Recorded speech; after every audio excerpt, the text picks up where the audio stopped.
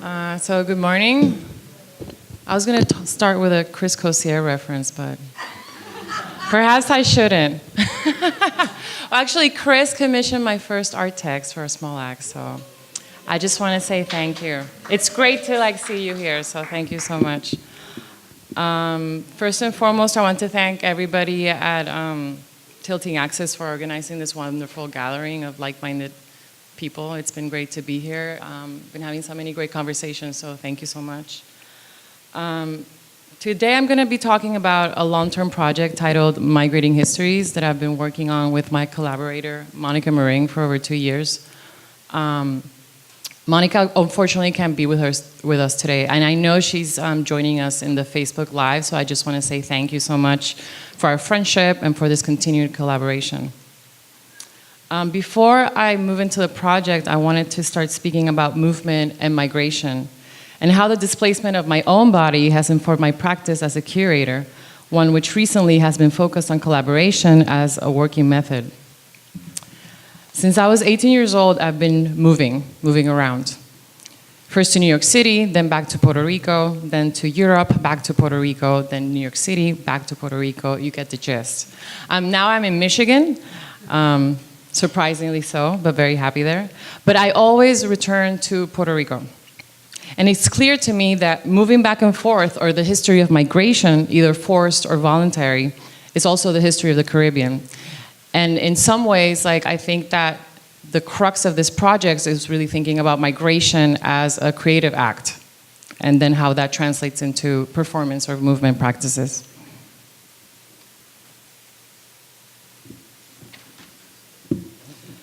I mentioned this because the subject of migration, improvisation, and bodily movement became one of the first conversations I had with my fellow collaborator, Monica Meringue, when we started working together.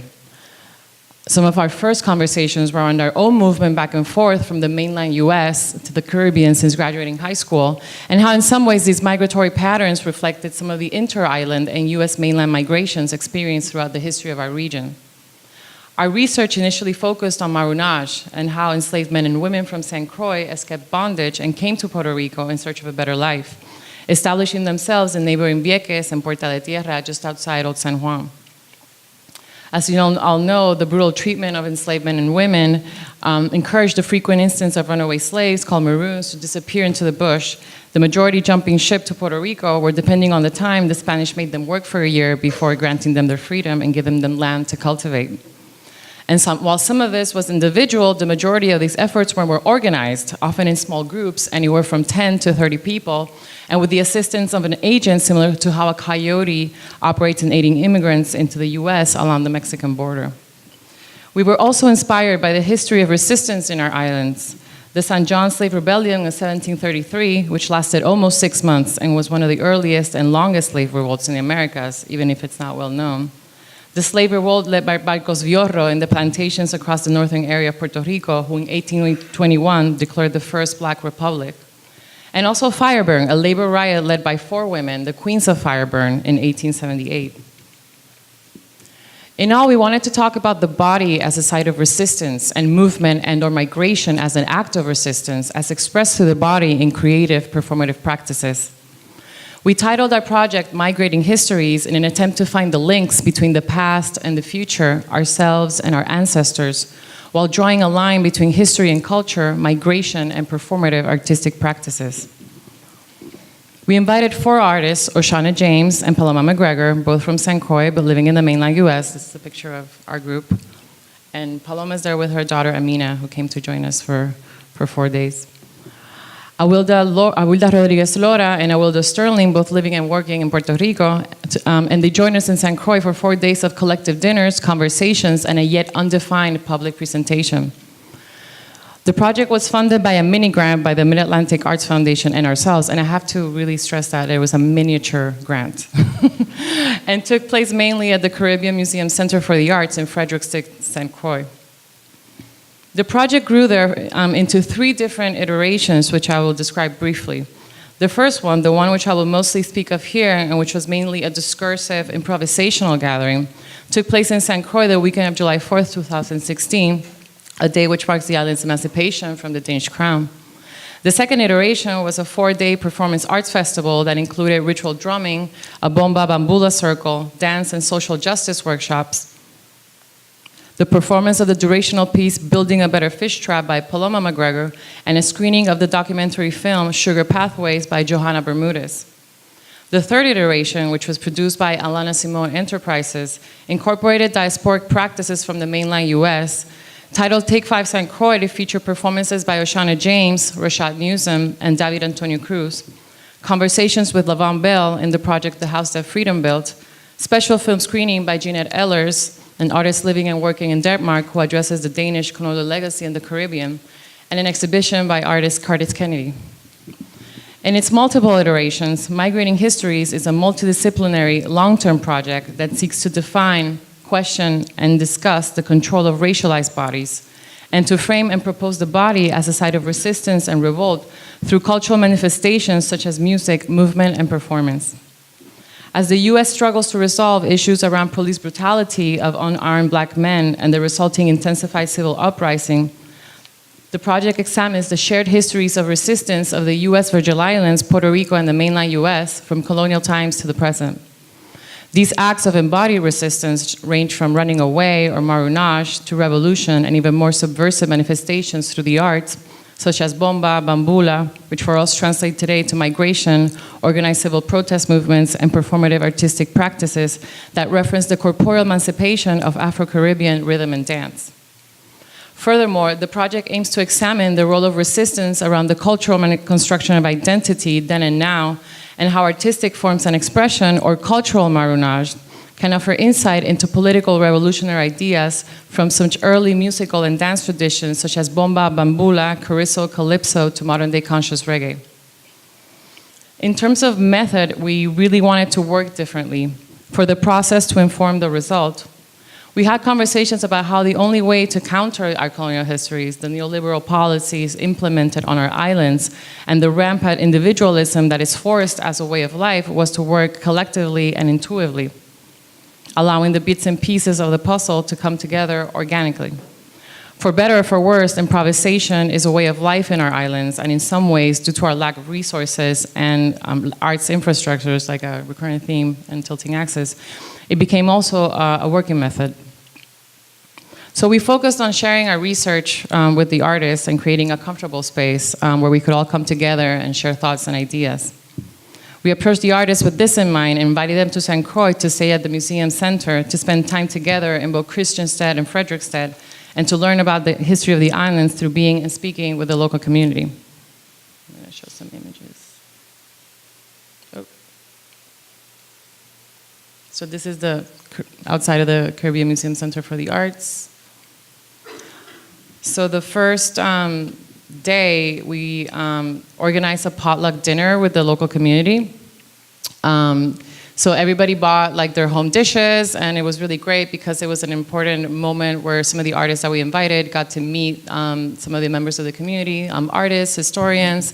So, and it really provided like a really comfortable atmosphere to exchange conversations. So the artists were able to engage with the community before the event actually happened in a place of generosity. And to be honest, like I've never done this type of thing before, and I was really impressed and surprised by the generosity of the community. Like they literally brought their dishes from their homes and their favorite dishes.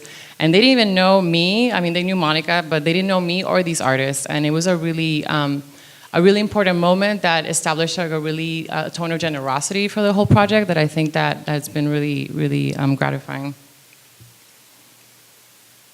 So this is Awilda Rodriguez Lora and Frandel Gerard from Chant at the potluck brunch. There was a lot of hugging. Not only like in this area, but in other projects, there was a lot of very like effective processes of just like also meeting people with like-minded ideas and really like trying to like level the playing field between the artist and like the local community. So it was really great. So we invited the artist to speak with like local historian Frandel Gerard. So even before the project happened, like we invited the artist to meet with this local historian, and they took a tour through Frederiksted, and it was really illuminating. So this is for Fort Frederick, and it's from this fort that Danish Governor Peter von Scholten emancipated the slaves on July 3rd, 1848. And downstairs they have an incredible museum that is in really bad conditions, but it's an incredible place that you should all visit. We also had dinners at Monica Marin's family home where we actually all cooked together, which was a really interesting experience. This is an image with local historian George Tyson at Monica's family home. And George's research focuses on inter-island Marunash from San Croix to Puerto Rico, and his papers were really influential for our work. George Tyson initiated the San Croix African Roots Project, which gathers documents of approximately the 50,000 enslaved Africans that arrived in San Croix during colonial times. And if you have a chance, just look it up online because it's an incredible project. So this is like the public event that we planned, and I have to say, like, I had no idea what was going on. Like, we just said, we're gonna have a public event, the patio is gonna be available, we're gonna have like a place upstairs with seats, so if you wanna present something, you can. So Monica and I were really just like, at the same time, we were like spectators or the audience, like we did not know what to expect, which is a really great process. So this is Awilda Rodriguez Lora performing sustento at the patio, which literally translates to livelihood. And it's a performance exercise in trust, where Awilda offers those present a drink from a bottle that she brings from Puerto Rico. So she offers sustento directly to their mouths, of course requires a great amount of trust because you don't know what's in there. People actually were very excited to participate, which is great. It's just water, but people thought it was rum, but it's not alcohol. And then she proceeded to perform a series of intuitive actions in the patio. I don't know if you see her shirt, but she has this performative project titled, well, she wears this shirt every time she crosses a border. She wears this shirt that says, Estados Unidos no existe, the United States doesn't exist, and she always wears it every time she travels, so she had that shirt on that day.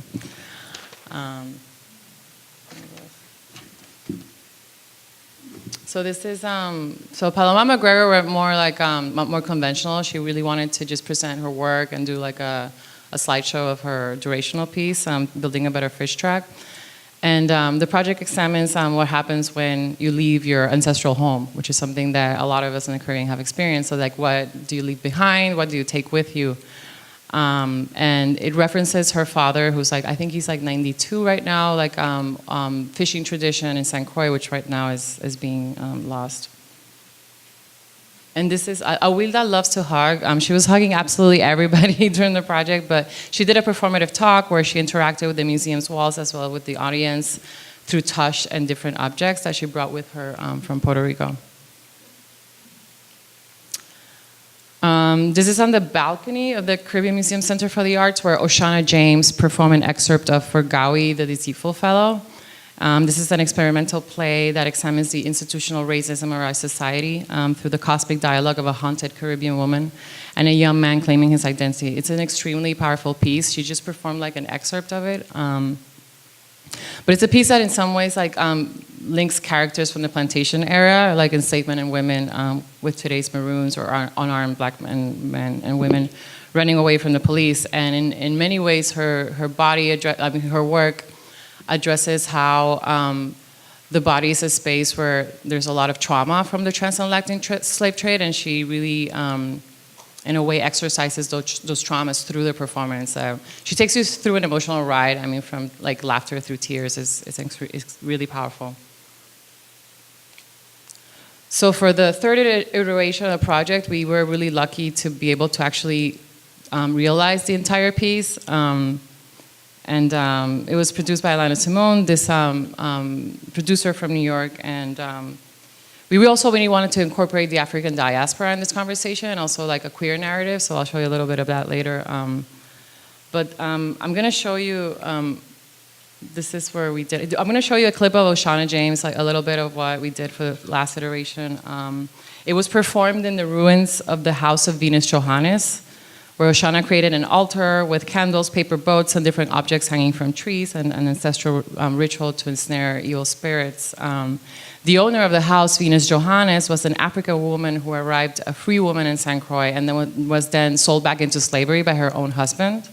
Who was that? Yeah, it was a terrible story. But she fought for her liberty her entire life for like 30 or 40 years and finally gained her freedom in 1815. So this story was uncovered by a historian because there are ruins everywhere in St. Croix. And in a way, part of what we wanted with this project is activate the history of these ruins because like there's a lot of the colonial history that is really, it's being hidden by a more imposing or hegemonic colonial history. So we wanted to perform this piece here to unearth these histories of resistance. I'm going to show you a photo.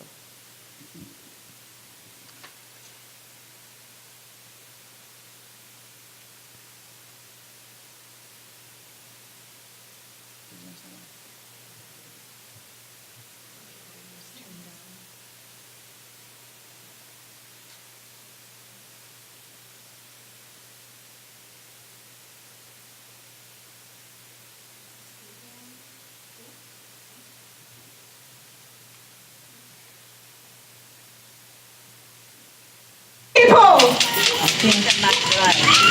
was people. Michael Brown, people. Tamir Rice, people. Malcolm X, people. Martin Luther King Jr., people. Amadou Diallo, people. Sunday Kizako, people. People. People. Jordan Davis. People. People. People. Hassani Fitzgerald. People. Ronaldo James. People. Kendall Peterson Jr. People. We gave birth to people, not slaves. People. We gave birth to people, not slaves. People.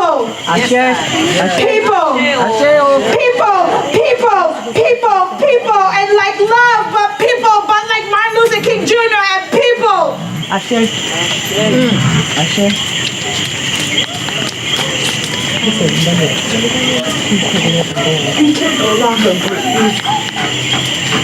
Can no longer breathe. Can no longer breathe. Can no longer breathe. Longer breathe. Breathe. One.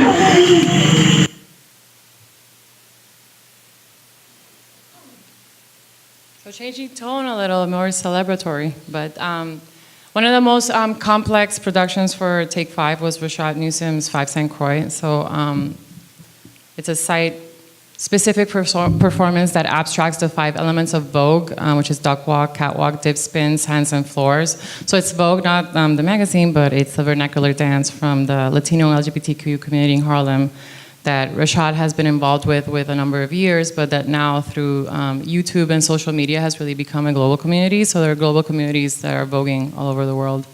And in this piece, Rashad tracks the dancer's movement through a 3D software. And he creates these digital color-coded 3D sculptures that Inded digitally prints. So I'll show you an iPhone clip of this. I have to say that disclaimer.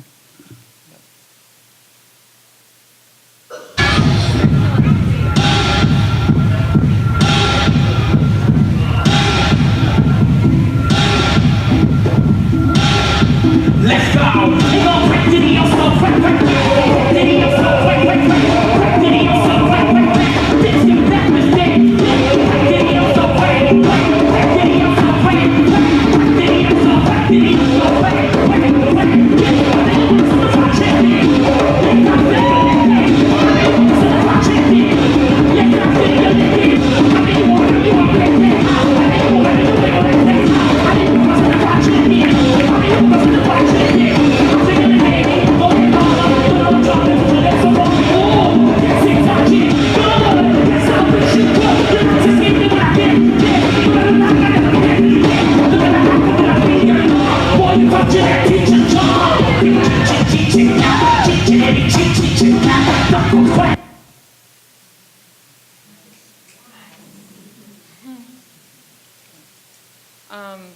I want to shift gears a little bit, just because I want to return to this idea of curatorial method, and Sara talked about it. I think has been like a recurring theme, and I wanted to read a quote that for me has been really influential in my thinking. And it's Feliz González Torres. I'm talking to Joseph Kosuth. Maybe some of you are familiar with that. But he says, I want to be like a virus that belongs to the institution. All the ideological apparatuses are, in other words, replicating themselves because that's the way the culture works. So if I function as a virus, an imposter, an infiltrator, I will always replicate myself together with those institutions. And I think that maybe I'm embracing those institutions which before I would have rejected. And this has been really important to me, just also thinking about the definition of what curare or curating can be. Thinking about this idea of infection and replication as a practice, and I wrote a small reflection. So an infection is an invasion of a foreign element. It is an embodied response that transgresses the demarcation of corporeal limits. A pathological process, it elicits physical responses and acts of cellular subversion. To infect is to infringe upon and to impose, but also to inhabit and coexist. And I really like this opposition between living with something, like infecting and replicating, but at the same time, this like healing notion that you also referred to, Holly. And just briefly to end here. So this is an idea that I've been thinking about for a few years, which is the word curare, and thinking of infection and replication as practice.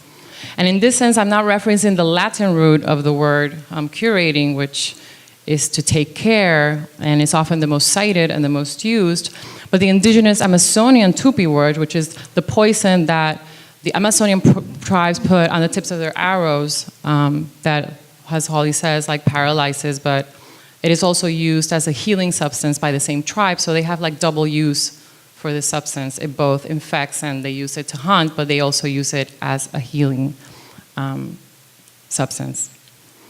And in this sense, curating can be both to infect, to replicate, but also to heal. And I think that this resignification of the word and the action of curating can be thought of as a decolonial method. And I think that in many ways, like just to finish off, I think that tilting axis is functioning that way. Like it's like an infectious, but also like a healing gathering. So on that note, thank you so much for your attention.